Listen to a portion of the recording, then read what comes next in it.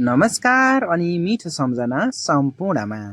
हामी नेपालका विभिन्न स्थानहरूमा रहेका धार्मिक, ऐतिहासिक तथा मनोरम दृश्यहरूलाई देखाउँदै आइरहेका छौँ।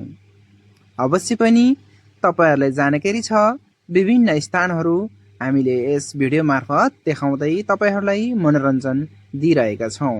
आज पनि देख्नुहुनेछ विनोद सरले तयार पार्नुभएको यो भिडियो मार्फत हेरेर जानकारी लिनुहोला। धन्यवाद।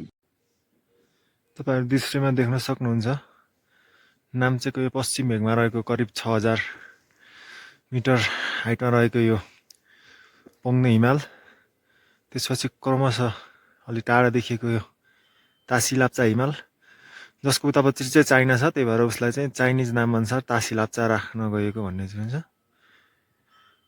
त्यसपछि यो बाटो देख्न सक्नुहुन्छ, यो बाटोको माथि स्याङबोची एयरपोर्ट छ, जुन पिच छैन, सोको माथि हिउँ नपरेको डाँडा देखिन्छ। यो पनि करिब 6000 मिटर माथि रहेको, तर यो चाहिँ सुमेरु पर्वत हाम्रो हिन्दू धर्मअनुसार स्वस्तानी कथामा पनि उल्लेख गरेको पाइन्छ। त्यही भएर यो हिमालमा चाहिँ अति चिसो पर्नेमा समेत हिउँ पर्दैन भन्ने जनविश्वास पनि रहेको छ। अहिले पनि परिरहेको छैन।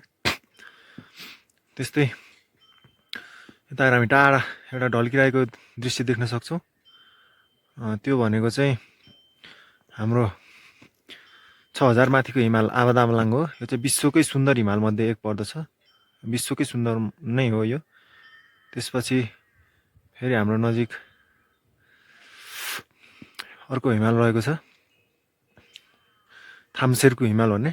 त्यसपछि यता अलि थोरै टाढा यो चाहिँ हाम्रो कङ्गारू हिमाल। यसरी नाम्चे बजारलाई चाहिँ वरिपरिबाट सबै हिमालहरूले बिस्तारै राखेको छ। र हाम्रो यो सगरमाथा जाने वे चाहिँ यो देखिएको खोज हुँदै हुँदै हो।